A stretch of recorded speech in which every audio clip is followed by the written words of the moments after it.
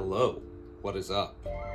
I have been wanting to do this video for quite a long time, and I'm excited to finally get into it. I will be translating my favorite book into the two languages that I am currently learning.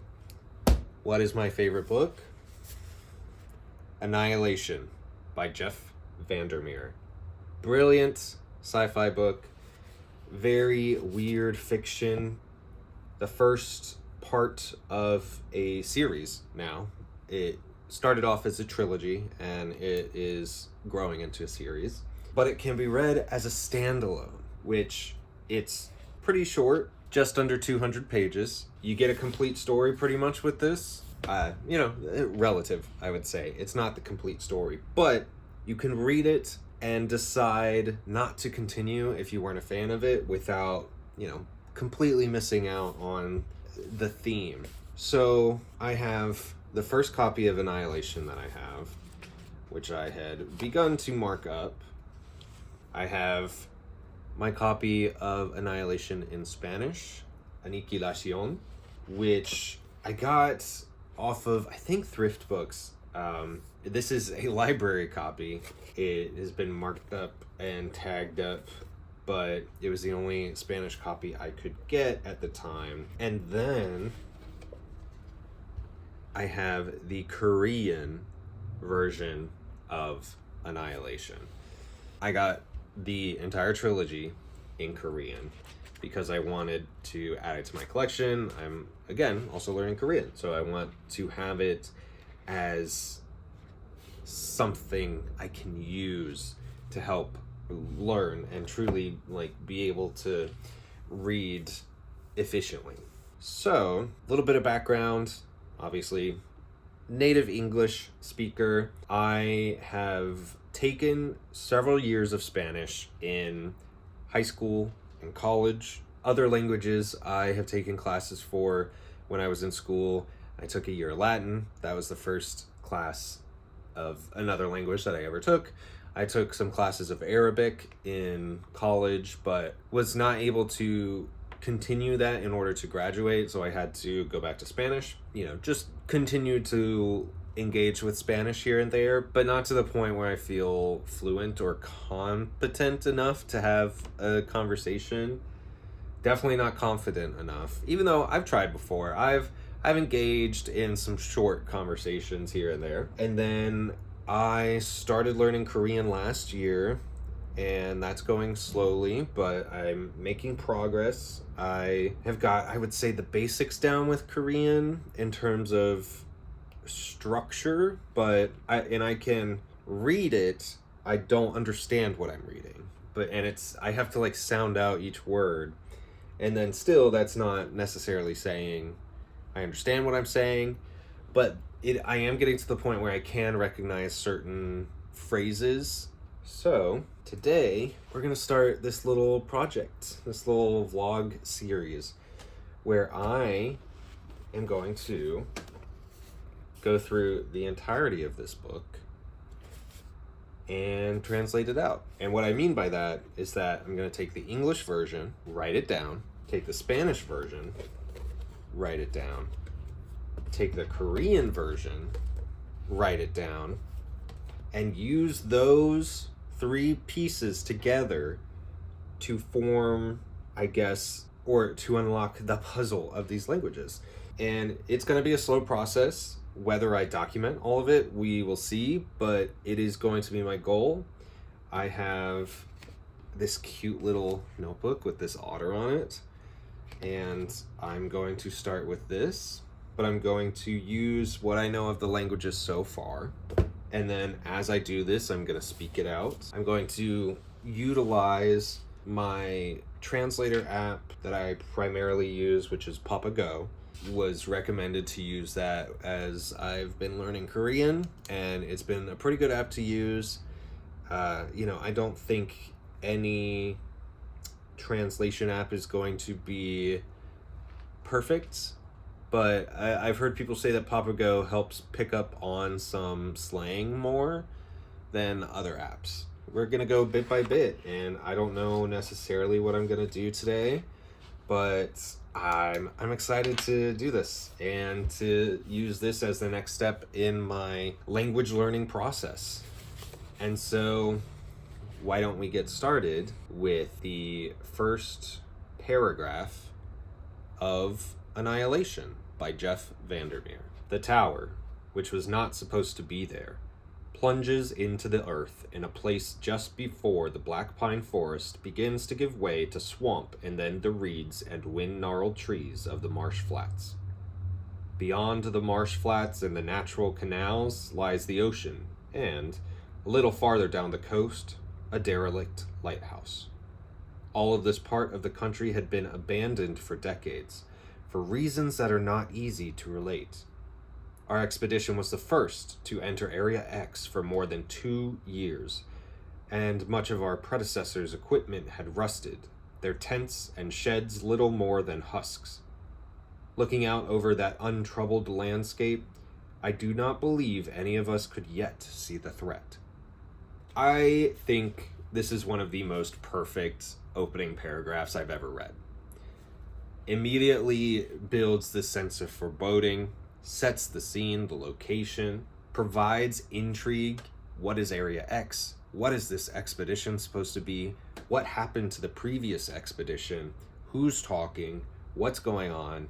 Why is the lighthouse important? So we're going to start. I'm going to get rid of this little sticker set because I don't think we need it. And the thing that I find will be interesting about using this book particularly is how Jeff VanderMeer constructs his sentences, because he is not a simple writer. He has a very strong sense of syntax and tone. His writing style is very unique and I love it. I love it so much. But it's going to be interesting to see how that exists in other translations. We are in part 1. Initiation.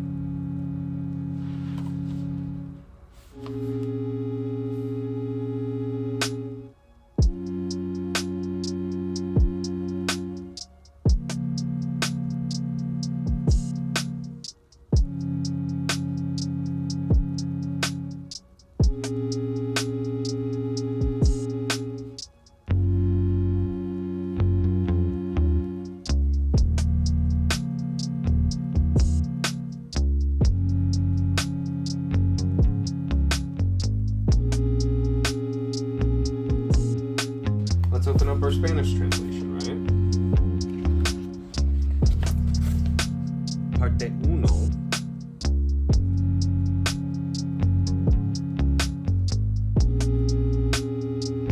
Iniciación.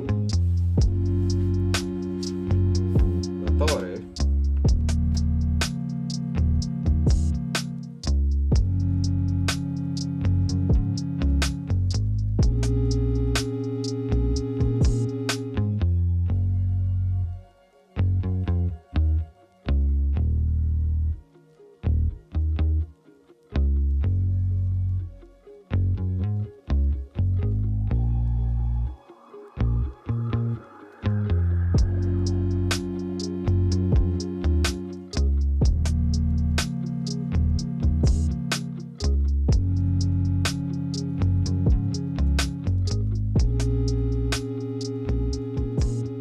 So I'm going to take another color, that way it can be color coded. And I'm just going to go through and say, okay, which parts do I not know? Or which parts do I want to point out? So, de pinos negros. I'm going to put de pinos negros, black pines, which I already knew. Empiece a dar paso. Empiece basically begins. A dar paso, to give way, to turn over. A la marisma, which is swamp. And then Los juncos, the reeds.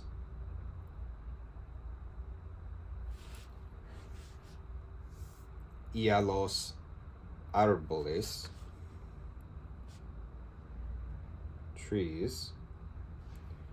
Torcidos, twisted, it's an adjective. Por el viento, wind. De los llanos, and these are two separate words that I didn't know. So los llanos, the plains, and pantanosos, swampy. Cool. Again, Spanish is the language I'm way more familiar with, so this construction makes perfect sense to me. And even the few words that I didn't know, this is going to help me learn that. So now what we're going to do is going to be the much more tough part, which this book, Annihilation, looks to be So Miawa Dong. So Miawa Dong.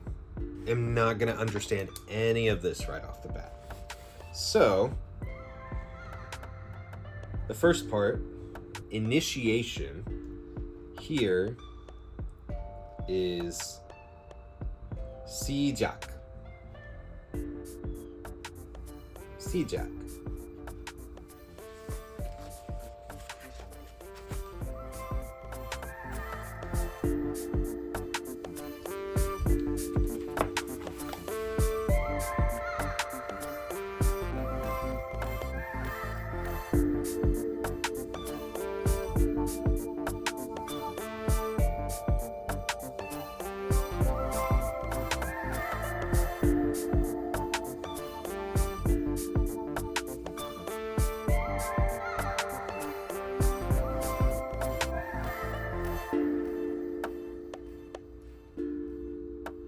Now, what's clear to me immediately is that this first sentence in the Korean translation is not the entire first sentence in the English translation, which is interesting to me and makes me wonder what concept or part they're translating there.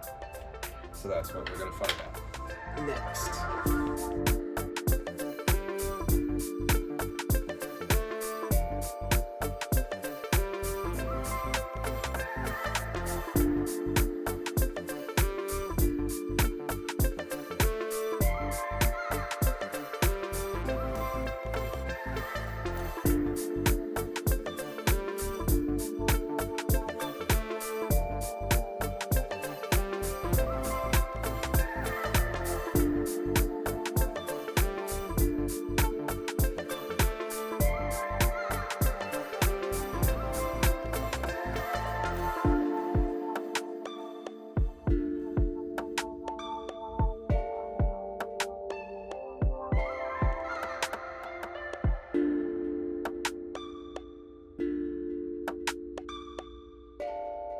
So going through this though, you can see how I'm kind of setting this up. Conceptually, Korean is being a little difficult for me because just the sentence structure, you have to work your mind in a different way.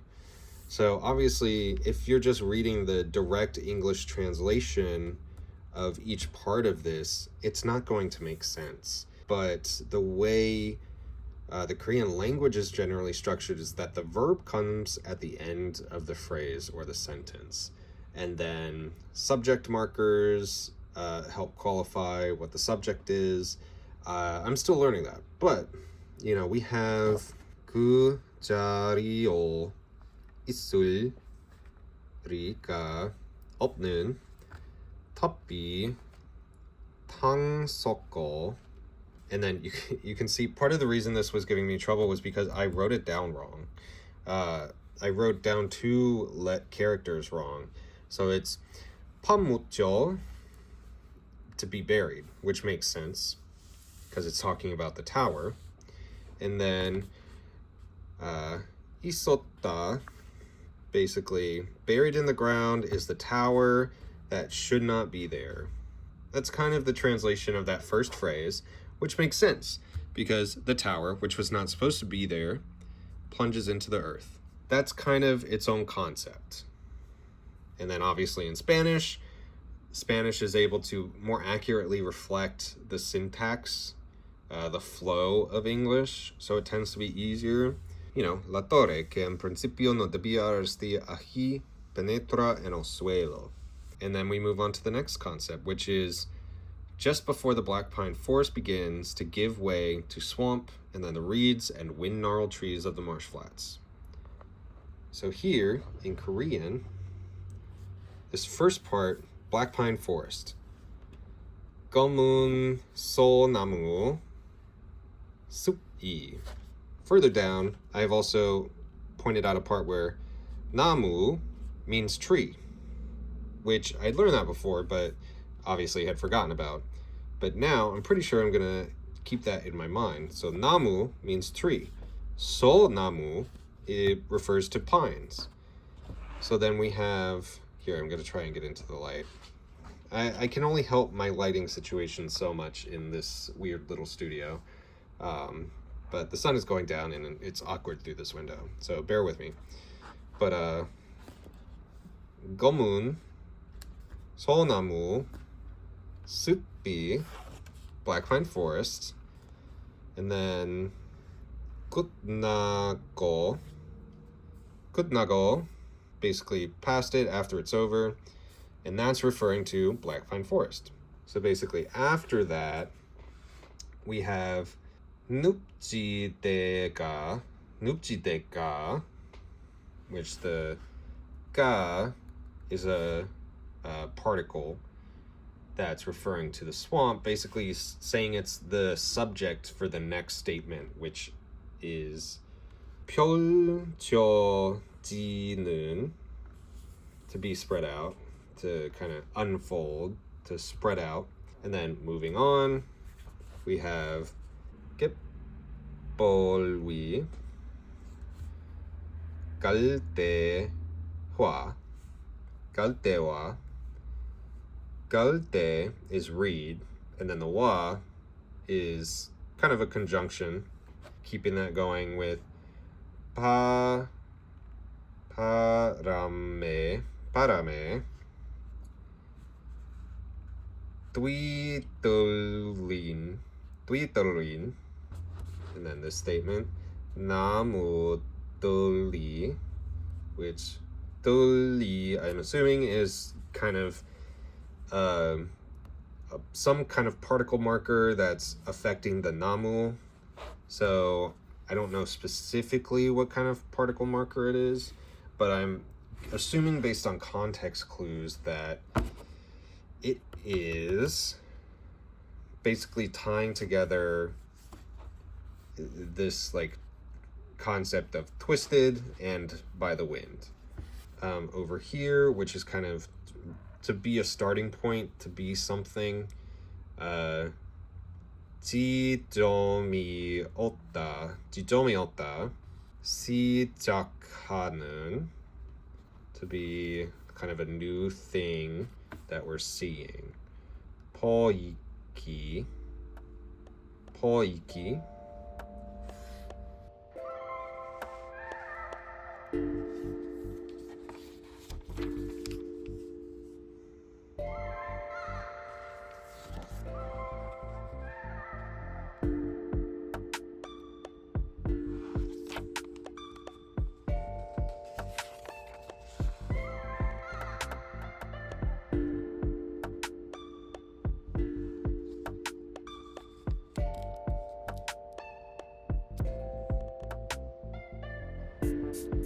La torre, que en principio no debía estar allí, penetra en el suelo justo antes de que el bosque de pinos negros empiece a dar paso a la marisma y luego a los juncos y a los árboles torcidos por el viento de los llanos pantanosos.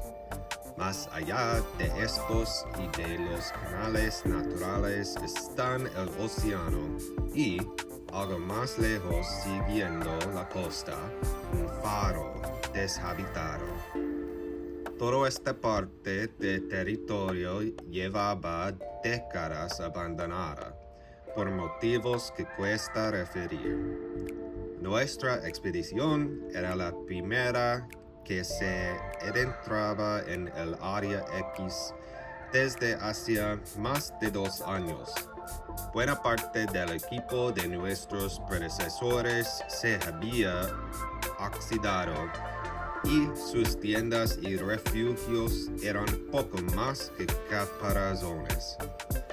No creo que nadie viera la amenaza contemplando aquel paisaje inalterado. Not gonna lie, I started reading through the Korean of this like I was doing the Spanish, and let's just say I'm not gonna do that. I'm doing it on my own, don't worry, but I don't think y'all need to see it. I'm like a literal baby, like just sounding out each word, but that's how you learn. Anyway, I'm excited on the progress. I like how this is a refresher for me for Spanish and really hard-hitting learning when it comes to Korean. But I'm learning a lot and I'm recognizing a lot. So different things like, oh, where it is. Ooh, the wa at the end of a word. Tentu. Tentua. Tentu. English loan word, I guess. But the wa being the and, I think I'll be recognizing that from now on. Paragraph 1, done. All right, anyway, thank you so much for watching. I'm gonna wrap this first part of this up, and so yeah, part 2 I'll probably be working on for a bit. I'll probably do a lot more and do like an update, and then do what I can to read through it. We'll see when I get to do that. Otherwise, much love, best of luck, and annyeong!